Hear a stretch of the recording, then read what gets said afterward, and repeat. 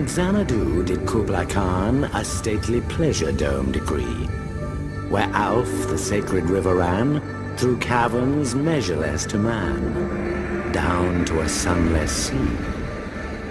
So twice 5 miles of fertile ground, with walls and towers were girdled round, and there were gardens bright with sea. This legendary poem by Samuel Coleridge describes a dream born of power and desire to create a heavenly paradise on earth.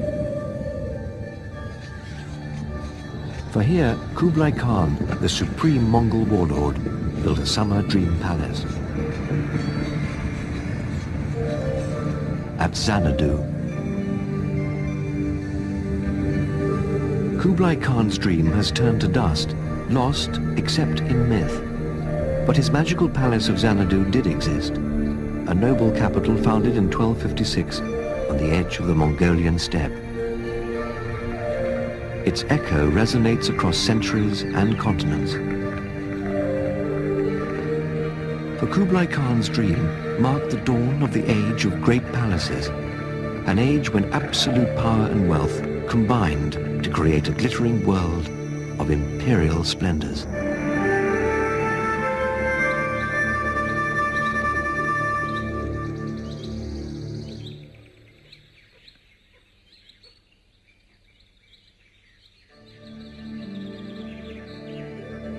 The inheritors of Kublai's Eastern Empire were the Ming emperors of China. They believed in a marriage between heaven and earth, and, inspired by a dream of worldly harmony, built a palace whose very buildings reflected the heavens. The Forbidden City of China. The Ming Emperor Yongle created this city of palaces in 1420, a perfect realm where the emperor lived in majestic splendor. The Forbidden City was the ultimate world within a world, a city within a city, at the heart of a great empire, but entirely divorced from those outside its symbolic walls.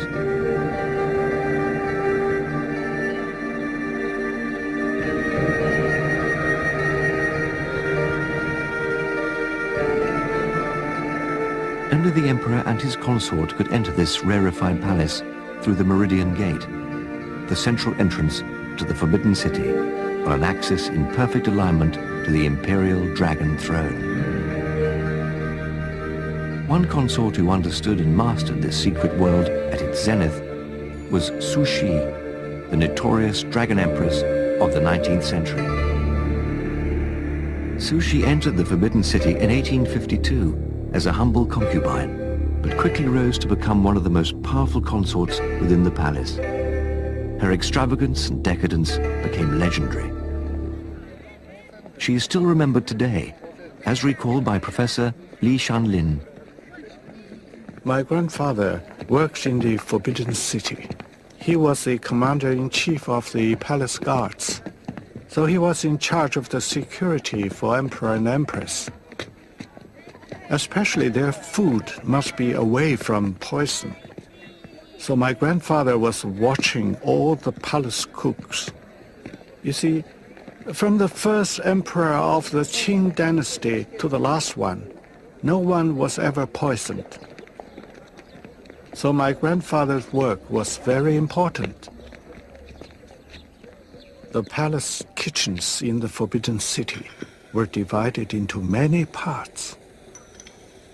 Just for the Empress Dowager Cixi, the Dragon Lady, there were about 128 best chefs in China only serving her.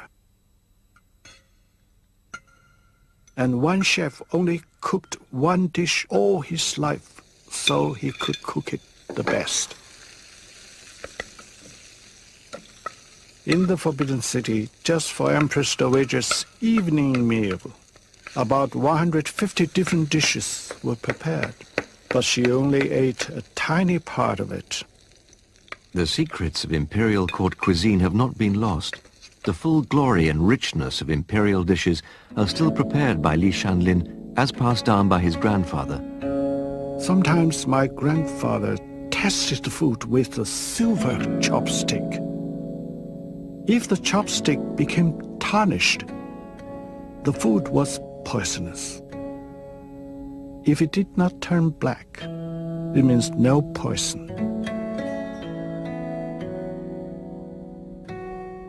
Cixi became the effective ruler of China through her total domination of a succession of young and inexperienced emperors. Hoping to continue her supremacy, she arranged for her grandnephew, Puyi, while still a child, to succeed to the throne. The new child emperor recorded in his diaries that he was immediately immersed into a world of elaborate ritual. He recalled seeing Cixi in procession. Even a simple walk was a matter of high ceremony. At the head marched a eunuch whose function was like that of a car horn. He walked 30 yards in front of the others, constantly hissing "shh, shh" to shoo away people in the vicinity. He was followed by 2 of the higher eunuchs walking like crabs on both sides of the path, behind which came the main group of the procession and the Empress Dowager.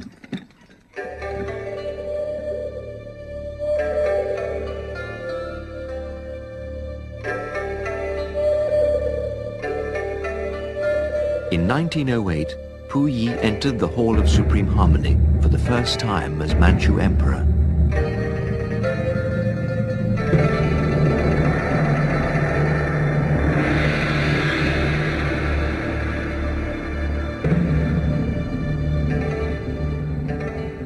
He described the occasion in his memoirs. It was so cold when they carried me into the hall. I could bear it no longer. My father, who was kneeling below the throne, told me not to fidget, but I struggled and cried, "I don't like it here. I want to go home." Puyi was at the center of a world of superstition and symbolism, embodied in the belief that he alone could control seasonal time and weather. Complete harmony on Earth depended on the emperor's observance of minute ritual, as stated in an ancient record of imperial rites. When the emperors made their offerings to the gods, the winds and rains were duly regulated, and the cold and heat came each in its proper time, so that the wise ruler had only to stand with his face to the south, and order prevailed under heaven. But behind the symbolism of the Forbidden City stood naked intrigue. Here, in the Hall of Mental Cultivation, the Empress Dowager Cixi spun her web of conspiracy, effectively ruling the empire from behind a silk screen. This room contained not one throne, but 2, separated by a thin yellow gauze curtain. The front throne was for the boy emperor, Puyi. The second throne, placed discreetly behind the curtain, was for the Empress Dowager, a living embodiment of the expression, the power behind the throne. Puyi recorded that Cixi reveled in her reputation for ruthlessness. Cixi had a highly developed lust for power and was most unwilling to abandon any power that came into her hands.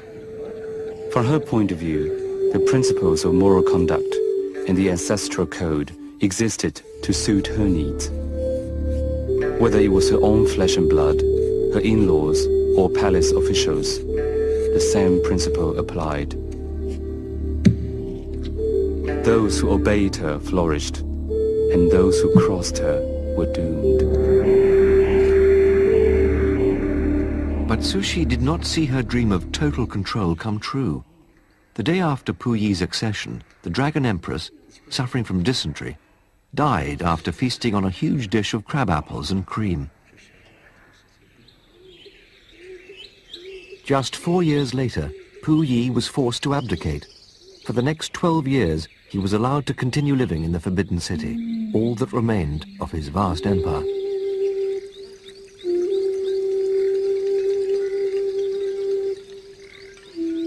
As a young man, he would seek solace within the beauty of the palace garden of peaceful longevity.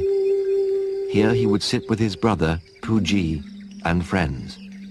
Enclosed by 3 sets of walls, they were entirely divorced from the lives of the mortals beyond. With Puyi, the imperial dream of the emperor as the creator of harmony between heaven and earth died. But the Forbidden City remains, as its most beautiful expression.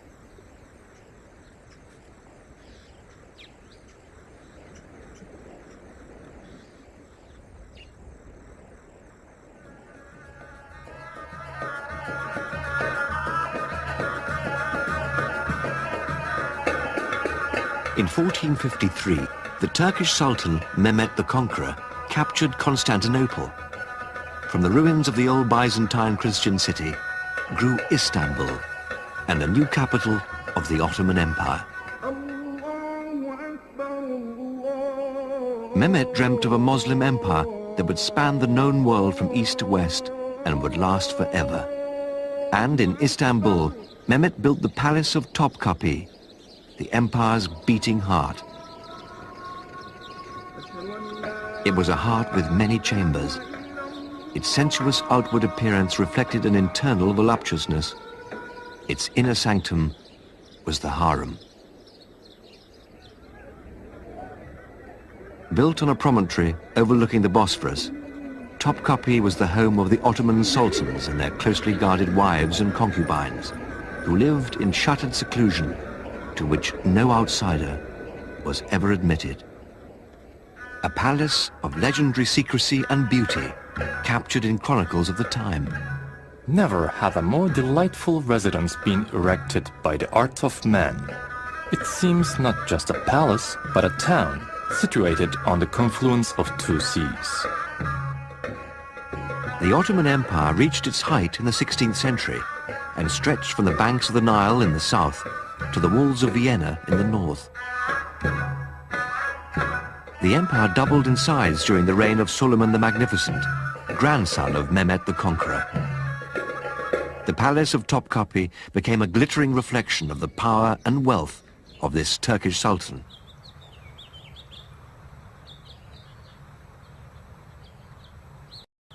Topkapi was a hotbed of intrigue and contradiction, for the power of these Muslim sultans depended upon an elite regiment of Christian soldiers, the Janissaries. They were seized while still children from conquered Christian families and were brought up as a privileged military caste within the palace itself. They held the balance of power, and often their favorite prince became the next sultan. Another of the most feared men within the sultan's service was the chief executioner, who lived here in the Gate of Salutations. When not called upon to execute his duties, he also functioned as the head gardener. The chief executioner was on hand to add an element of fear to the deliberations of the Grand Vizier and the Sultan's other ministers. The council met in the second court, or Diwan, to discuss matters of state.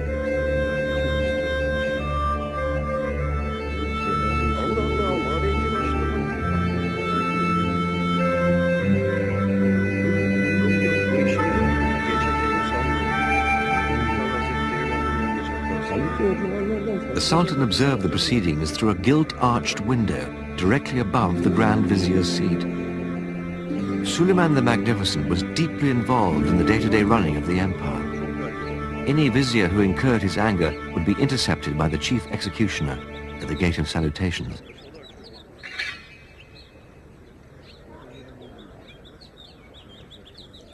The vizier's severed head would be chillingly displayed by the executioner's fountain as an eloquent warning to his successor. Poets mused on this tyrannical trail of power. The lifeblood of the Ottoman Empire seems to ebb in ever-decreasing circles, from the provinces to the capital, from the capital to the citadel of the Topkapi Palace, and finally to the inner sanctuary of the harem itself. When not overseeing affairs of state, Suleiman relaxed within the House of Felicity, the private residence of the Sultan, the royal relatives and servants. The Gate of Felicity marked the entrance to this inner sanctum. Those admitted did not return. The harem was a labyrinthine world of secrecy and sexuality, a whispering world containing 400 rooms linked by winding stairways, tortuous passages, sunny courtyards, and even secret rooms within rooms. Sudanese eunuchs guardians of the Sultan's household, were on permanent patrol in this courtyard. The Kisler Aga, or chief eunuch, had enormous authority within the harem. He could arrange for a beautiful woman to be placed where she would be certain to catch the Sultan's eye.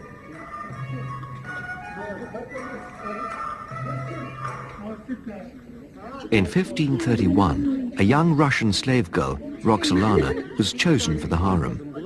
Helped by the Kisler Aga, Roxolana became a favorite concubine of Suleiman the Magnificent. He even made her his legal wife. After Suleiman's death, Roxolana ruled the Ottoman Empire, while her son lived out his fantasies in the company of his concubines.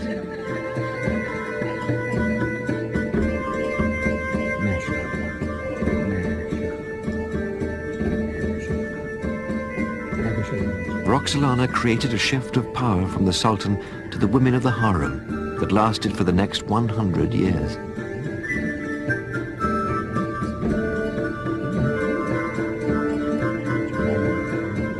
Though the ruling Sultan, resplendent in his robes, would sit in state in this magnificent hall, real power lay with the high-ranking women of the harem who sat on sofas under the musicians' gallery, observing the proceedings through veils of the finest lace. They entered the harem, those women of unearthly beauty, languor and grace, those rarest of human flowers. They passed within the blank and mocking wall. They flitted from room to room, and yet on earth, none of them is even a shadow now. One Sultan, Murad III, was well aware of the intense rivalry of those around him. The walls of his salon are covered in hand-painted tiles and an elegant calligraphic frieze. But one of the most beautiful aspects of the room is a three-tiered water cascade in carved marble. Rumor records that the Sultan used his salon as his bedroom because he felt that his dreams would be sweetened by the tinkling sound of water. Much more likely, the constant sound of the cascade drowned out the conversation within the salon, preventing it being overheard by jealous eavesdroppers outside.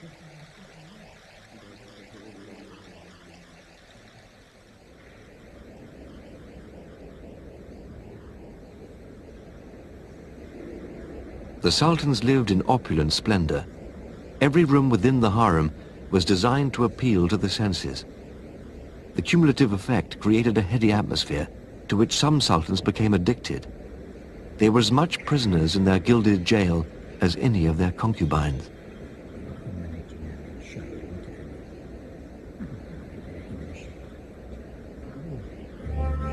But this atmosphere of sensuous opulence disguised one of fear and oppression.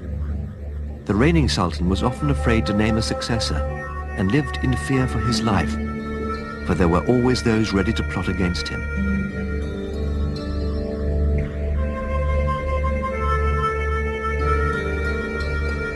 A new sultan could have all his brothers and stepbrothers put to death, leaving no other claimants to power. Alternatively, he could banish them to the infamous cage, a series of rooms where, not knowing their ultimate destiny, they might remain for the rest of their lives. Locked within this pleasure palace, the princes could only watch the sultan's favorite concubines parading on the terrace outside their windows, and dream of the day when one of them might be master of the harem and all of its pleasures.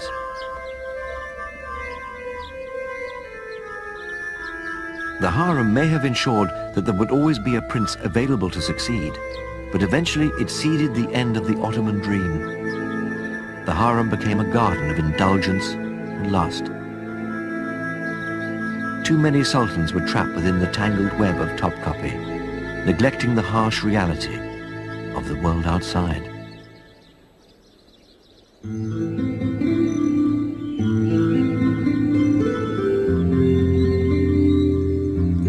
On a spring day in March 1829, Washington Irving, the American writer and inveterate traveler, was ending a 5-day journey by mule across southern Spain, taking him through the heartland of what had once been the Muslim Empire of Europe.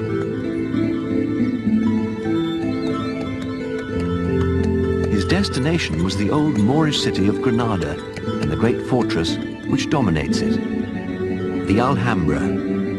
He had come in search of a dream, a long-lost palace waiting to be rediscovered. The Alhambra is one of the finest legacies of the 800-year-long civilization of the Moors. The Moors invaded Spain from the north of Africa in the 8th century. They dreamt of spreading the Islamic faith across this Christian continent. Their Arabic roots were the foundations for building the most sophisticated culture in Europe, centered on a life of refinement and romance.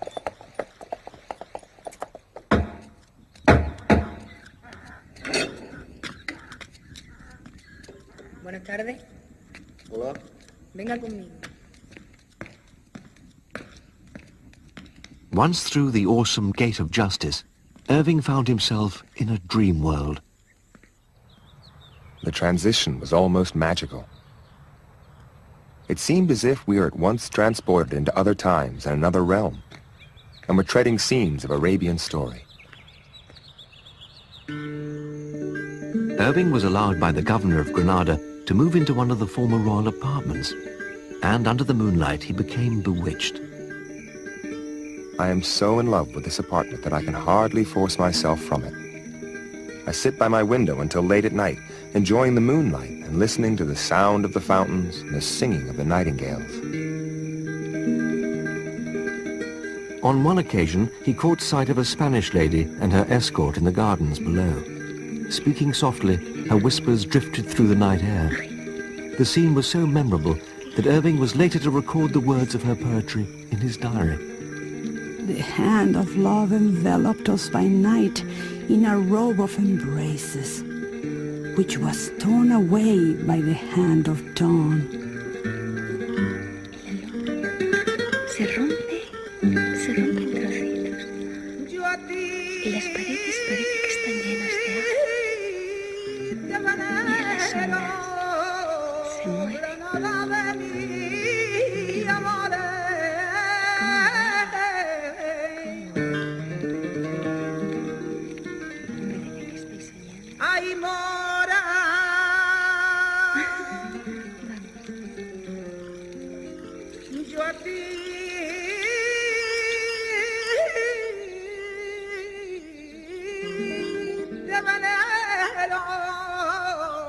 When Irving entered the Alhambra, or Red Castle, he was immediately struck by the balance between the exquisite gardens and the palatial interiors. To the Moors, the garden was a symbol of paradise realized on earth. This idea was extended to embrace all the elements of nature. Water-irrigated gardens cooled palace rooms and lifted the spirit. Washington Irving had discovered a world of pure poetry.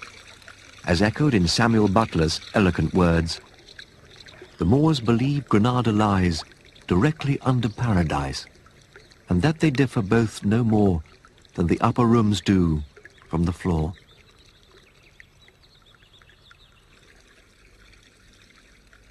Visitors to the court of these Moorish monarchs were received with high esteem and prodigious ceremony in the hall of the ambassadors, housed within the tower of the Comares. Built in the 13th century, the hall of the ambassadors was the principal audience chamber of the Moorish sultans. Delegations from Christian Europe and the Ottoman Empire alike were welcomed with indulgent hospitality, for the Moors were enlightened in embracing all knowledge, irrespective of faith or denomination. Here lived tolerance and romance.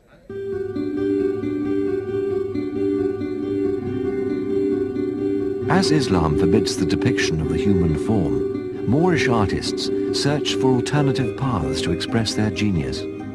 They wove abstract patterns which spiral and zigzag in maze-like complexity across the walls of the palace.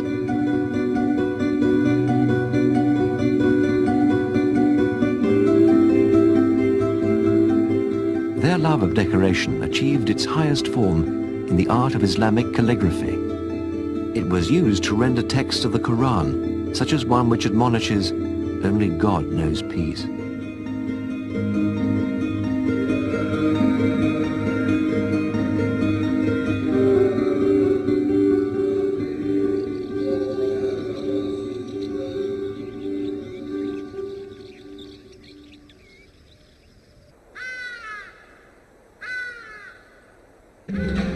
The beauty of the hall of the Abencerrages disguises a brutal event, for it was here that the ruling Sultan Boabdil, in a desperate bid to hold on to power, slaughtered an entire delegation. The neighboring Abencerrages clan were tricked into attending a banquet, and on entering this room, were treacherously put to death, one by one. The red stain of iron oxide mixing into the water from the central marble fountain is said to be the blood of the victims.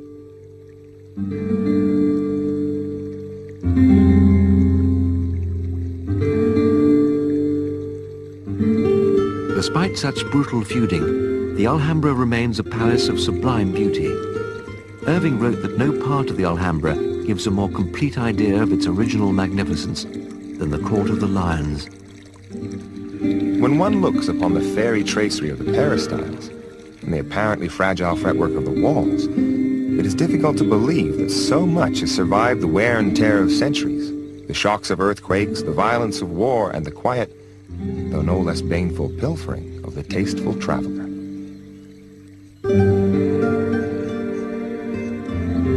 There is a mood of delicious languor among these beautiful remains of Arab magnificence.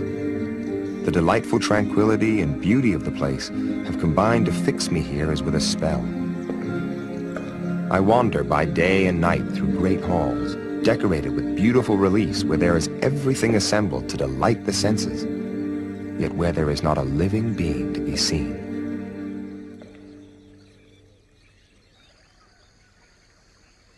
But the romance of the Alhambra is not without its tragic face. The delicate beauty of the Hall of the Two Sisters conceals a tale of unrequited love. The legend relates that these two sisters would gaze upon lovers meeting in the gardens below their latticed balcony.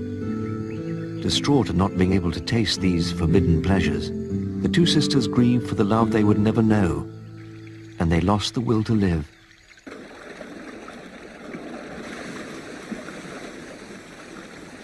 The Moors, lovers of legend, were also great engineers.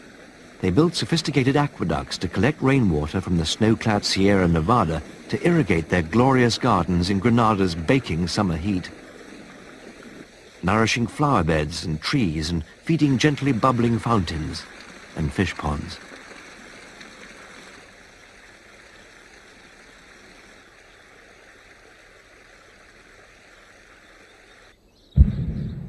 Living within this earthly paradise, the Moors were insensitive to growing Christian might, building up beyond their fortified walls. In 1492, the armies of the Catholic monarchs of Spain, Queen Isabella and King Ferdinand, surrounded Granada. Born from the belly of conflict, Moorish rule ended in surrender.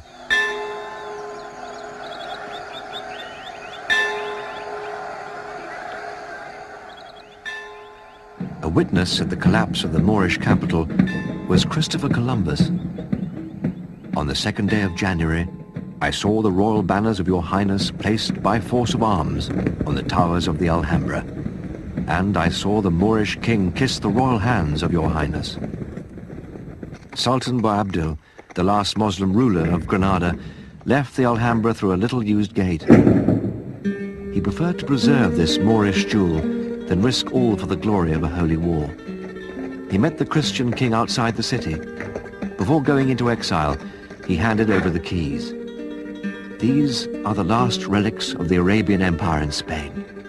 Such is the will of God. Boabdil turned for a final look at his beloved Alhambra. He could not hold back the tears. When did misfortune ever equal mine? He mourned. His mother was unforgiving. You do well to weep like a woman for what you failed to defend like a man. 400 years later, when Washington Irving left the Alhambra for the last time, he was determined to revive the dream of Moorish Spain. His parting reflections echo his love of the Moors. The Alhambra, a Muslim palace in a Christian land, an elegant memorial of a brave, intelligent, and graceful people. I will carry away a recollection of it, clothed in all its beauty.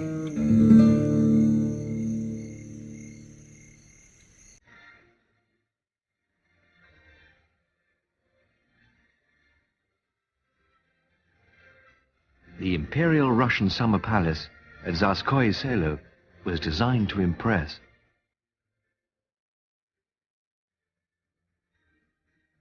The Russian emperors had no need to hide quietly behind fortified walls.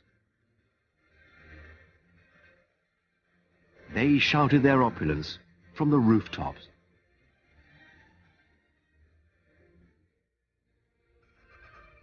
In 1752, Empress Elizabeth, the daughter of Peter the Great, began the creation of one of the finest palaces on earth. She thought in terms of the magnificence of Versailles and dreamt of creating a perfect palace that would evoke wonder and envy even among the richest royalty of Europe.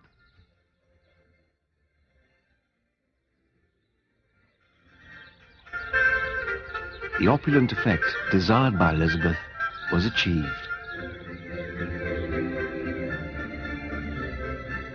The three-story facade of the palace, nearly 1,200 feet in length, is said to be the longest in the world, and everything about the palace was on a similar stupendous scale.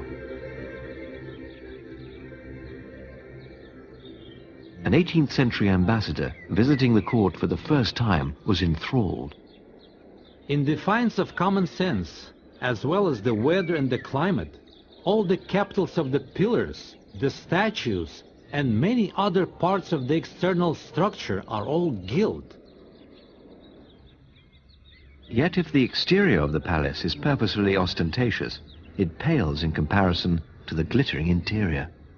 Every room was adorned with mirrors and gilding.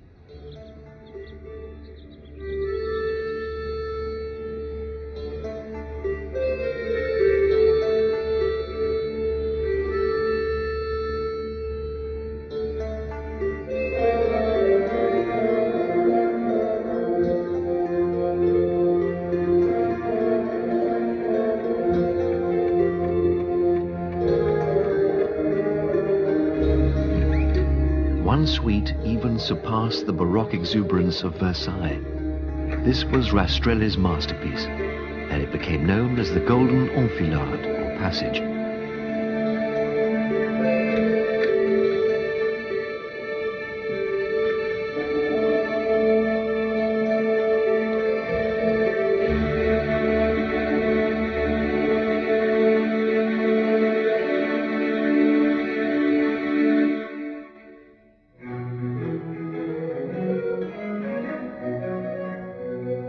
Rastrelli's creation delighted the Empress Elizabeth. The Russian Empress named the palace the Catherine Palace, after her mother, Catherine I, who had built a small country mansion where Tsarskoye Selo now stands. At the center of this sumptuous series of rooms was a source of great comment. One room is decorated with a very singular and uncommon style of magnificence. The walls of the apartment are composed entirely of amber. Its transparency and the consciousness of its rarity have a fine effect. At one time, the amber stretched from floor to ceiling, but sadly, the amber room did not survive the ravages of recent wars. By using those very same skills with which this palace was built over 200 years ago, the very texture of life at the royal court is being reborn.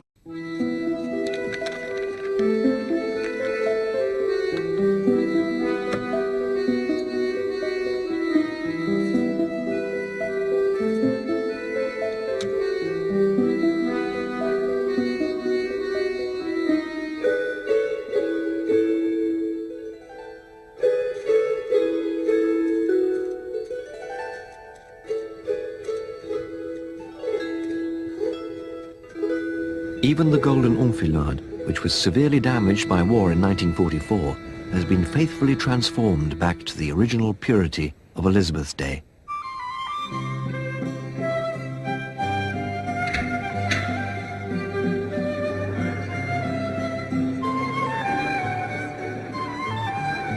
The Grand Hall was a favorite of Empress Elizabeth and the setting for the great state costume and dancing balls.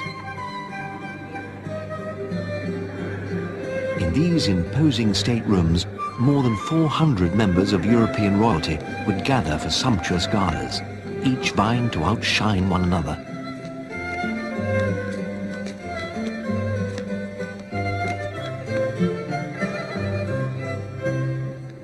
Elizabeth loved glitter and saw her palace as an ornate setting in which she was the brightest jewel.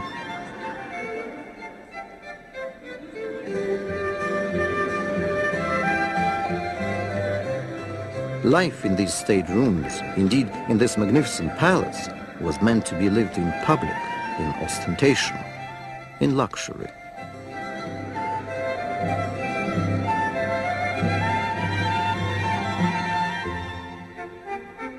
Even the stylized dance steps of the time reflected the pomp and circumstance, endless ritual and court intrigue that made up life at the palace.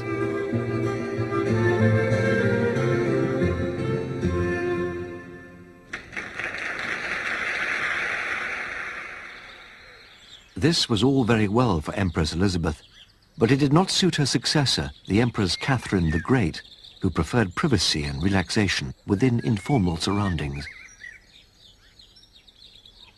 On Elizabeth's death, the Russian throne passed to her nephew, Peter III. He was a weak and ineffectual man and no match for Catherine, his sophisticated wife. Their marriage was a sham, and in July 1762, she was persuaded by one of her lovers to lead a successful coup. Catherine's entry into St. Petersburg, dressed as a colonel of the guards, was a triumph. The soldiers came, embraced me, kissed my feet, my hands, my dress, and called me their savior. The people were mad with joy.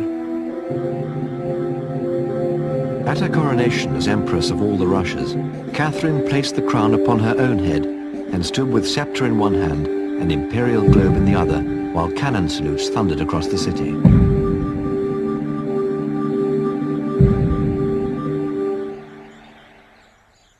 Catherine the Great loved Tsarskoye Selo. From the beginning of her reign, she moved her court here from St. Petersburg. Each spring she would arrive in time to celebrate her birthday on the 21st of April, and often stayed throughout the entire summer.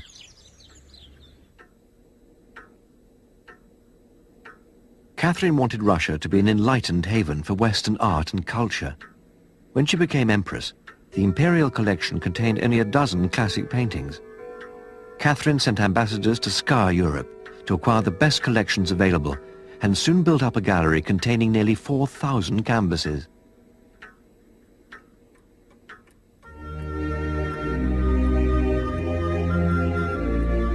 But Catherine coveted a private life. In these great courts, she lacked the privacy she yearned for. A life lived in public frustrated her private needs. As in this wistful letter to one of her flamboyant favorites, Prince Grigory Potemkin. My little darling, good morning. As so often happens, I could not enter your apartments as the palace is full of human cattle wandering about in the passages. I greet you from afar and pray for your good health. You well know that I love you so much. I can't express my feelings. Another of Catherine's great passions was for the gardens. The more one builds, the more one wants to build. It's like drinking, she confided.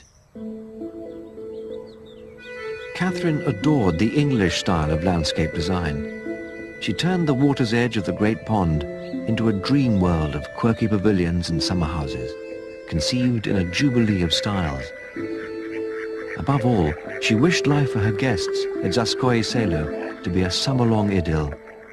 Here the court floated on gilded boats, watching regattas of gondolas. Catherine had a great sense of fun.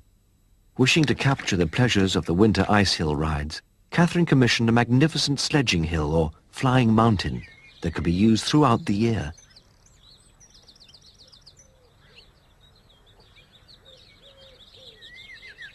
In a world in which her every whim could be realized, the ride offered an ideal summer day's indulgence. This recreation captures the intricacies of its architecture and the exuberance of its design.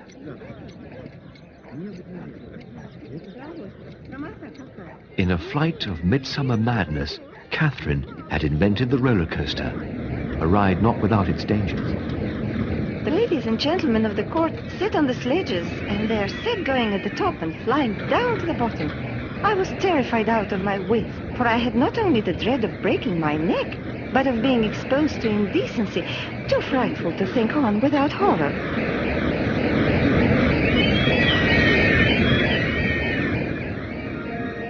Catherine the Great was indeed a monarch with a love of life. She had seen the imperial Russian dream of preeminence realized in the full sweep and extravagance of the summer palace at Tsarskoye Selo, a gilded monument that heralded the dawn of an age of privilege and personal fantasy.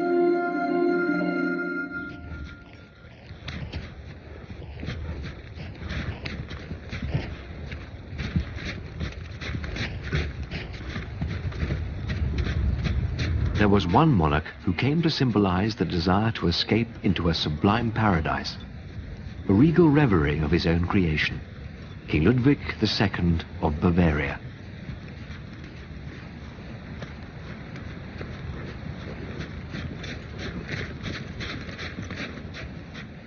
King Ludwig hated the day. He traveled only at night, returning home as dawn broke. Shy and naive, he succeeded to the throne of Bavaria after his father's early death in 1864. As his reign progressed, his passion to recreate the whimsical dream palaces of his youth intensified. His ornate bedroom offered one of the most spectacular views to be seen anywhere in the Bavarian Alps.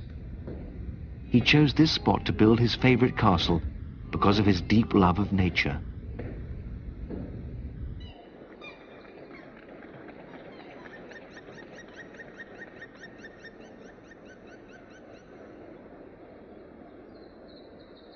Ludwig had spent much of his youth at the neighboring castle of Hohenschwangau, where he lived with his mother. Gazing at the overhanging mountain, Ludwig wrote to his friend and confidant, Richard Wagner. I propose to rebuild the ancient castle ruins near the Pollard Falls in the genuine style of the old German knights' castles. I must tell you how excited I am at the idea of living there. The spot is one of the loveliest that can be found. It will be far more beautiful than the lower-lying Hohenschwangau, which is defiled each year by the prosaic presence of my mother. Inspired as much by Wagner's music as by his own fantasies, he embarked on the construction of Neuschwanstein.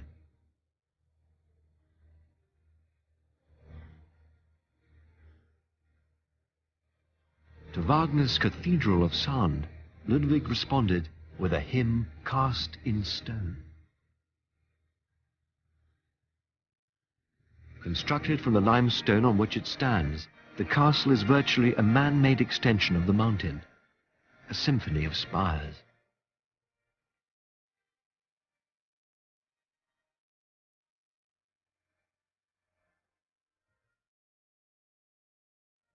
It is as if Ludwig is saying, where nature ends, I begin. He sought to recreate a past that never existed. Disenchanted with himself and his times, he created a dream at the top of a mountain, an inaccessible palace.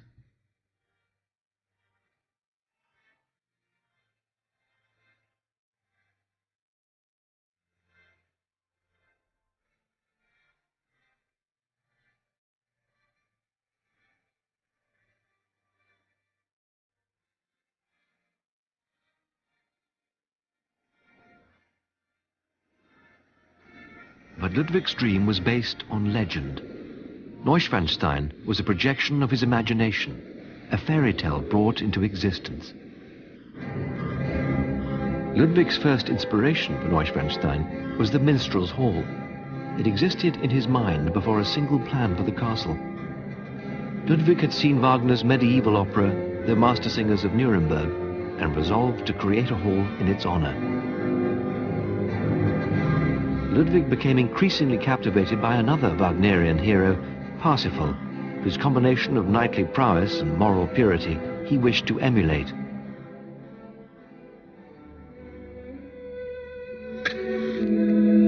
One cannot truly appreciate the minstrel's gallery unless one sees it as Ludwig did. He came here only at night. The vast chandeliers of gilded brass were aflame with candles, bestowing a texture daylight could never match.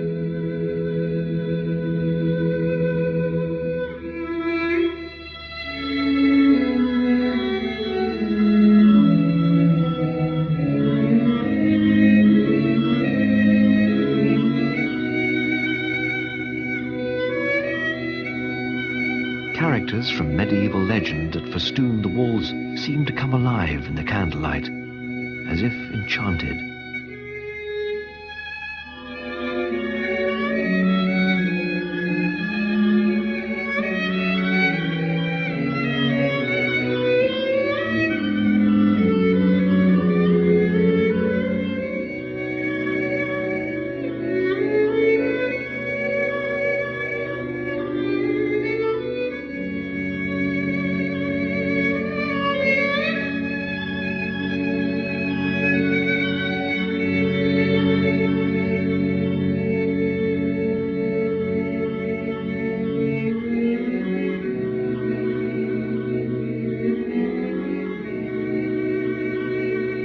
As dawn broke, the flickering candles were snuffed out, one by one. The legendary heroes and heroines seemed to return to the shadows of the grand tableau in which they had been set by the painter's brush. In keeping with the monarch's love of the night, motifs depicting the moon and the stars infused the whole palace.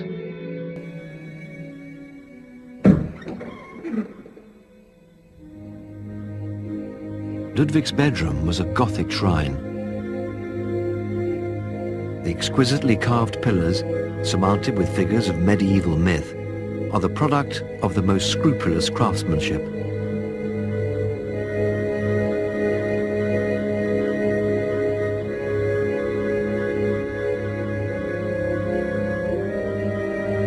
Wall paintings recall the legend of Tristan and Isolde, the ill-fated lovers, seen here at their final parting. Perhaps Ludwig saw in their sad farewell a reflection of his own ill-fated love. Ludwig was 19 when he came to the throne. He was considered the most eligible bachelor in Europe. There was great excitement when, 2 years later, he announced his engagement to his 20-year-old cousin, Princess Sophie. But after much anguish and soul-searching, he ultimately broke off their engagement. Ludwig never married. He begged one of his servants, "Preserve this room as a sanctuary. Do not let it be profaned by the inquisitive, for in it I have spent the most bitter hours of my life."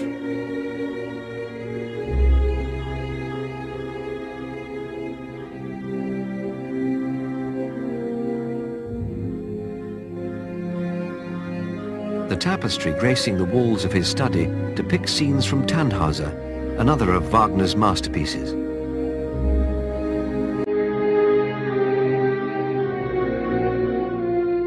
Despite the richness of the furnishings, his study was a somber place. Here Ludwig wrote his copious diary.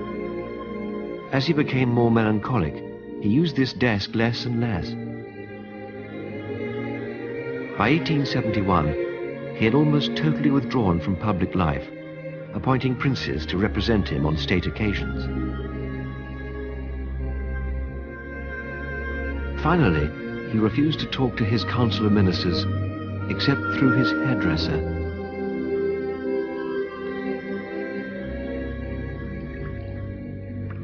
Never far from fantasy, Ludwig had a grotto built opposite his bedroom.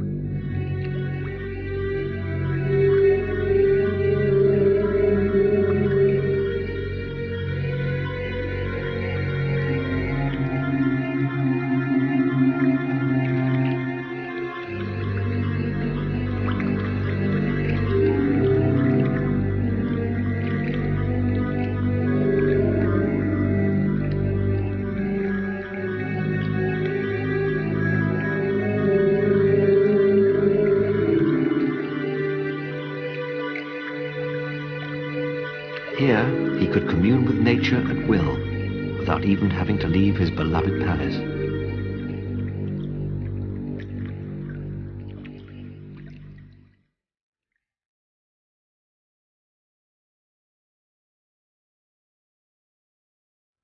The room that was the key to Ludwig's castle was the throne room.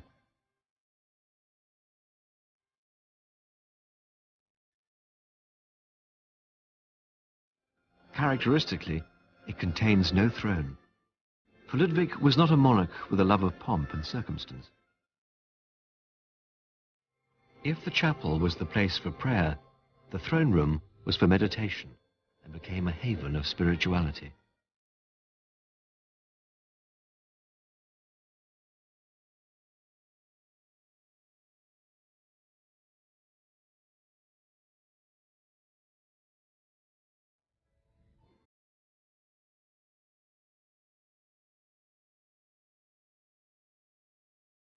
Ludwig became increasingly morbid and constantly turned his thoughts to abdication and the virtual impossibility of his own personal salvation. The end came in 1886. Ludwig's extravagance, his withdrawal from state affairs, and his baffling eccentricities prompted his uncle to have him declared insane. Since my buildings, which are my heart's desire, have come to a standstill, the joy of my life has been taken away. All else is of trifling account. When the commission came to arrest him, the king called out the local fire brigade to defend him.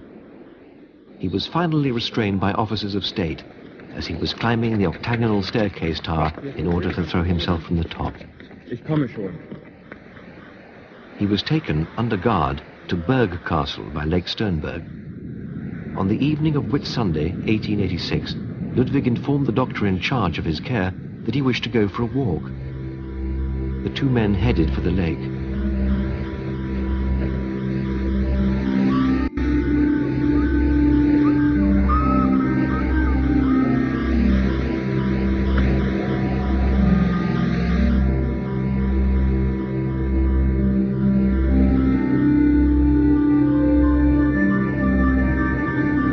Hours later, when they did not return, a frantic search began.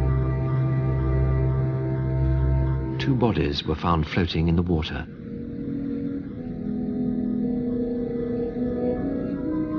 The spot where Ludwig was found was later marked with a memorial cross.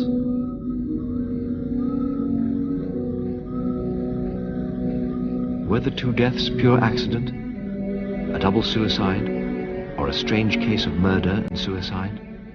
History does not record the answer. King Ludwig's lasting achievement was to leave behind a unique architectural gem, a celebration of his personal quest for identity. Towards the end of the 19th century, monarchs were losing power and influence. Without their wealth, the age of the Dream Palace had come to an end. The dream had begun at Xanadu on the edge of the Gobi Desert, embracing every form of indulgence and gratification. It finally ended with Ludwig's greatest triumph at Neuschwanstein. A dream cracked, mirrored in the closing words of Coleridge's epic poem. I would build that dome in air, that sunny dome, those caves of ice, and all who heard should see them there, and all should cry, beware, beware. His flashing eyes, his floating hair, wave a circle round him thrice, and close your eyes with holy dread, for he on honey dew hath fed, and drunk the milk of paradise.